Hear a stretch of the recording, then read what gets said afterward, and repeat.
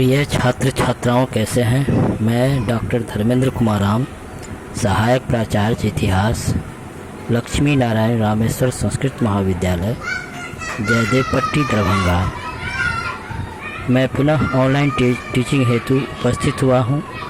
आज मैं शास्त्री द्वितीय खंड के छात्र छात्राओं के लिए आधुनिक भारतीय इतिहास के अंतर्गत और सहयोग सविनय अवज्ञा 1930 के सविनय अवज्ञा आंदोलन, जो गांधी जी के नेतृत्व में एक व्यापक और प्रभावकारी आंदोलन था।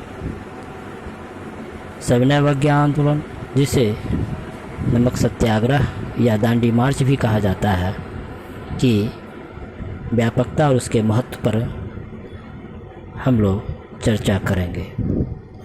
पिछले दिनों हम लोग सविनय अवज्ञा आंदोलन के पृष्ठभूमि, किन परिस्थितियों में सविनय अवज्ञा आंदोलन शुरू हुआ तथा सविनय अवज्ञा आंदोलन के प्रमुख केंद्र कौन कौन थे और वहाँ से कौन कौन राष्ट्रवादी नेताओं ने नेतृत्व कर रहे थे, उस पर चर्चा किए थे। आज हम लोग सविनय अवज्ञा आंदोलन की व्यापकता और महत्व पर चर्चा करेंगे।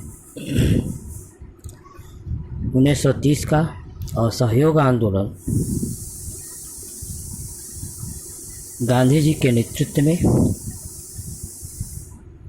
एक व्यापक और प्रभावकारी आंदोलन था, जिसमें भारत की जनताओं ने बढ़-चढ़ कर, विशेषकर महिलाओं ने बढ़-चढ़ कर हिस्सा लिया। अंग्रेजी सरकार ने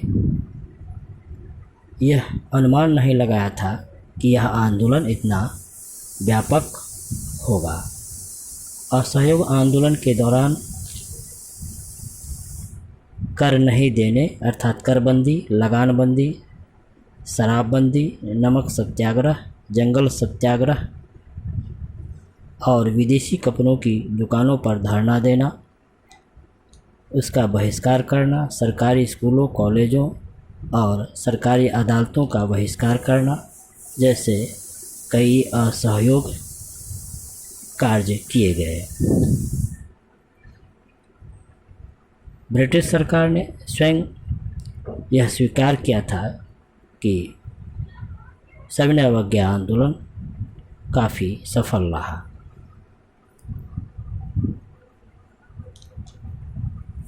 इस आंदोलन को जनता का काफ़ी समर्थन मिला। जितना जन समर्थन सविनय अवज्ञा आंदोलन को मिलने की संभावना थी, न तो कांग्रेस के पदाधिकारियों को और न सरकारी अधिकारियों को इसका अनुमान था।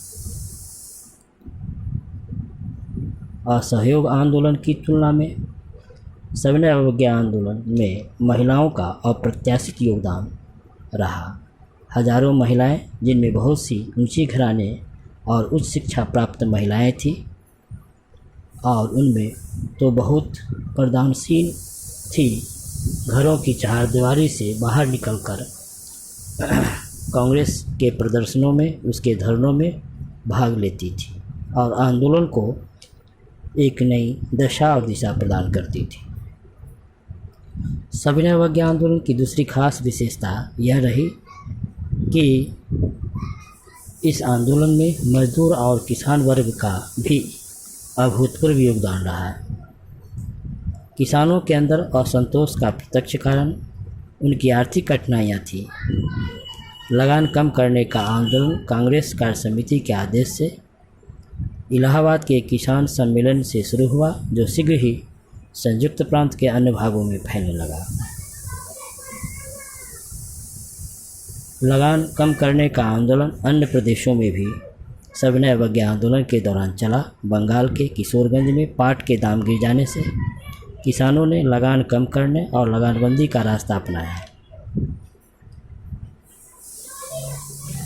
इसके अलावा कर्नाटक में लगानबंदी आंदोलन का केंद्र कन्नड़ जिले का उत्तरी भाग था। बिहार के किसानों ने भी इस सविनय अवज्ञा आंदोलन के दौरान चौकीदारी टैक्स नहीं देने का आंदोलन चलाया। करबंदी आंदोलन में गुजरात किसानों की भूमिका भी बेहद महत्वपूर्ण थी। किसानों के साथ साथ इस युग में मजदूरों में भी वर्ग चेतना व्यापक रूप से देखने को मिलती है। सविनय अवज्ञा आंदोलन को कुचलने के लिए, उसे दमन करने के लिए अंग्रेजी सरकार ने क्रूर दमन का रास्ता अपनाया और पश्चिम उत्तर प्रदेश, संयुक्त प्रांत, बम्बई प्रेसिडेंसी, बंगाल